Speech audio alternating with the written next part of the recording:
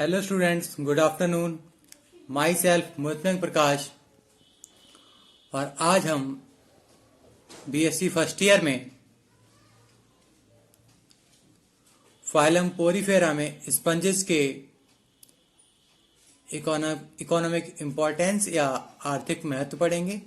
इससे पहले हमने इसका reproduction, external morphology, skeleton system और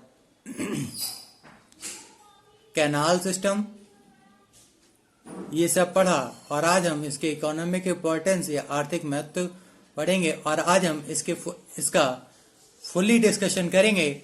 सबसे पहले हम इसमें इकोनॉमिक इम्पोर्टेंस में लाभदायक यानी बेनिफिशियल स्पंज के बारे में देखेंगे और इसका आज फुल्ली डिस्कशन करेंगे। तो आइए स्टार्ट करते हैं हम इकोनॉमिक इम्पोर्टेंस ऑफ स्पंज। पहला है हमारा लाभदायक स्पंज या बेनिफिशियल स्पंज। ये क्या है, आइए देखते हैं। प्राचीन काल से ही केवल मनुष्य के द्वारा ही नहीं वरन समुद्र में यानी सी में रहने वाले अन्य प्राणियों अदर एनिमल्स के द्वारा भी स्पंजों का विविध प्रकार से उपयोग होता आया है।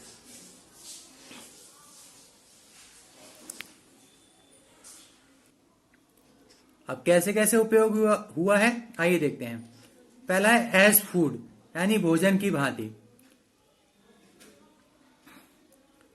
सामान्यतः स्पंज अपनी दुर्गंध यानी स्मेल, बुरे स्वाद यानी बैड टेस्ट और चुभने वाली कंटकाओं यानी स्पिक्यूल्स के कारण खाए जाने योग्य नहीं है।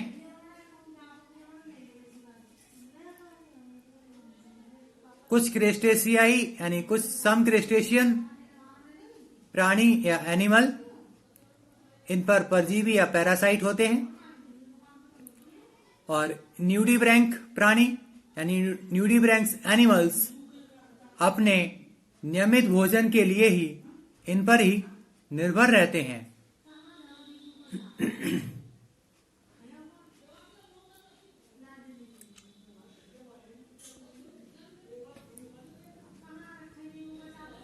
आइए अब हम आगे चलते हैं, जो बात करते हैं एक सहभोजी की भांति इसका उपयोग कैसे होता है एज कॉमन सेल्स।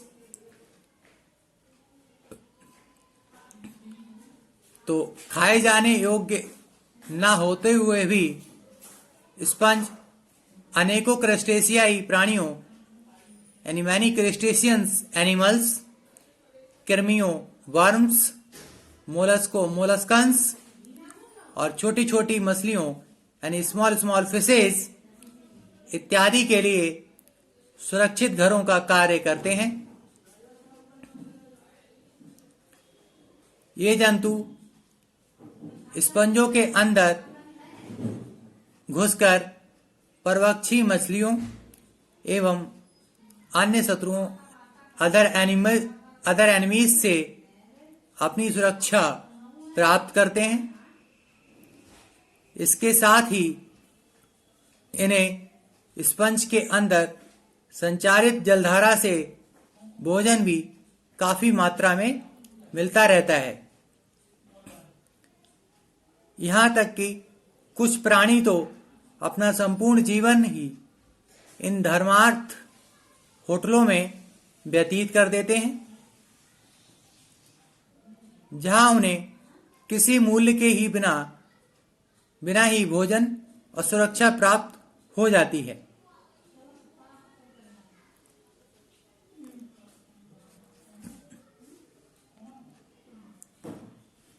एक बासिंग टब के समान लॉगरहेड स्पंज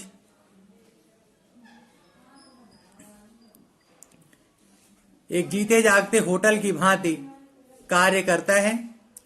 ऐसे ही एक स्पंज में A.S. पियर्से ने 19 विविध जातियों के लगभग 17,128 प्राणियों,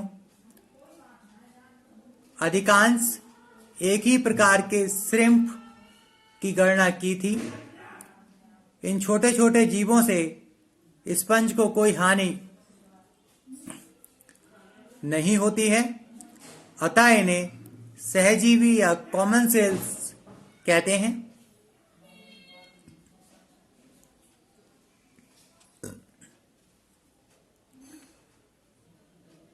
स्पंज स्वयं भी सहभोजी हो सकते हैं। कुछ जातियों के केकड़े जानबूझकर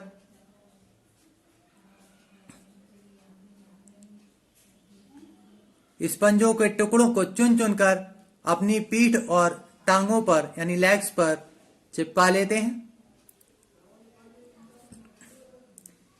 स्पंजों के ये टुकड़े वृद्धि करके केकड़ों के शरीर को भली भांति ढक लेते हैं और इस प्रकार उनके लिए एक आरक्षी छद्म आवरण बनाते हैं। सुबेराइट्स स्पंज प्राय ऐसे घोंघा कवचों यानी एप्पल स्नेल्स पर उगते हैं जिनके अंदर पहले से ही हर्मिट क्रैब रह रहे होते हैं।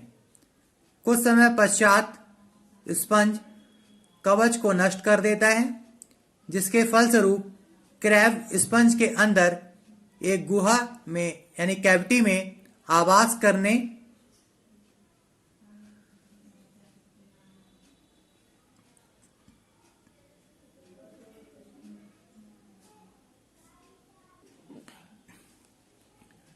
लगता है। इससे स्पंज को कोई हानि न होकर उल्टे एक स्थान से दूसरे स्थान पर ले जाए जाते रहने का लाभ ही होता है। अब तीसरा है अदर यूजेस यानी अन्य लाभ। अन्य लाभ क्या होते हैं, आइए देखते हैं। प्राचीन काल में यूनानी लोग स्पंजों के रेशेदार सूखे कंकालों को स्नान करने, सफाई करने, फर्शों को खुरचने और ढालों तथा सैनिक कवचों की गद्दियां बनाने के लिए प्रयोग करते थे। रोम वासियों ने इनका उपयोग चित्रकारी एवं पोंछा लगाने, मॉपिंग के लिए किया। यहाँ तक कि मनुष्यों ने इनका उपयोग पीने के पानी को इनमें अवशोषित करके रखने के लिए भी किया, क्योंकि इनमें जल अवशोषण यानी वाटर एब्जॉर्प्शन की क्षमता अधिक होती है। यद्यपि आजकल प्राकृतिक स्पंजों का ध्यान धीरे धीरे संश्लेषित स्पंज लेते जा रहे हैं, तथापि प्राकृतिक स्पंज कृत्रिम स्पंजों की अपेक्षा अधिक चिरस्थायी, लचीले और अवशोषण क्षमता के रखने के कारण अब भी सफाई तथा पॉलिश करने के लिए अधिक पसंद किए जाते हैं। घटिया किस्म के स्पंजों को ध्वनिरोधी, दीवारों, वस्त्रों, सीटों, गद्दियों, फर्नीचर इत्यादि में भरने और पैकिंग पदार्थ के रूप में प्रयोग किया जाता है। कांच की वस्तुएं बनाने के काम में गर्म कांच की वस्तुओं की सफाई स्पंज से ही की जाती है।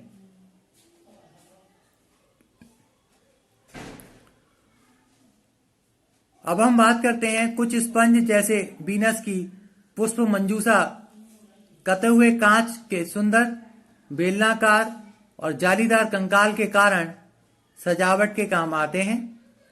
कुछ जातियां अपनी सिलिकाई कंटकाओं के यानी स्पिक्यूल्स के विशाल फिल्म निक्षेप बनाने के कारण आर्थिक महत्व की होती हैं।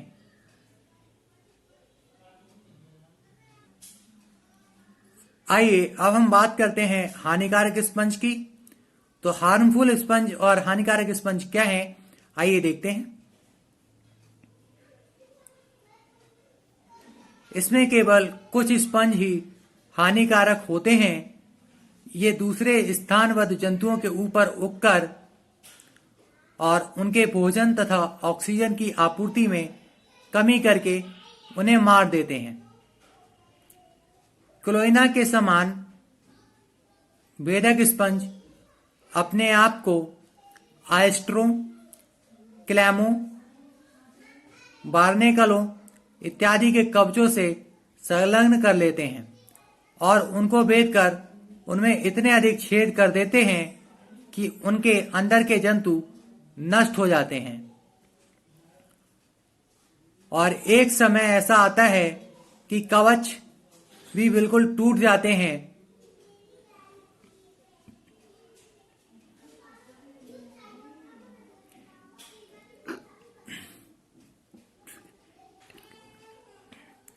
इन टूटे हुए कवचों का चूना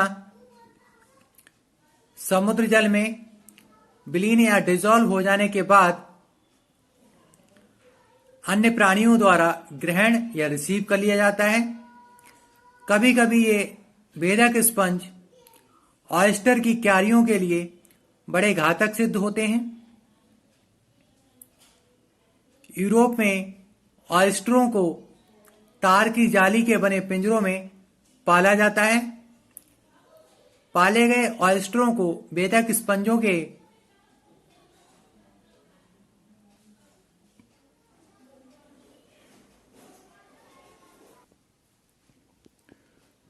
घातक प्रभाव से बचाने के लिए समय समय पर इन पिंजरों को समुद्र जल से बाहर निकालकर स्वच्छ जल से धोया जाता है, जिससे उन पर लगे स्पंज मर जाते हैं। कुछ स्पंज विषैले स्राव या सिक्रीशन उत्पन्न करते हैं, यानी प्रोड्यूस करते हैं, तथा बहुत तीक्ष्ण दुर्गंध छोड़ते हैं अथवा तीक्ष्ण कंटकाओं से दंश करते हैं। कुछ जातियां स्पर्श किए जाने पर विषैली आइवी पौधे के समान ही भयंकर परिणाम उत्पन्न करती हैं।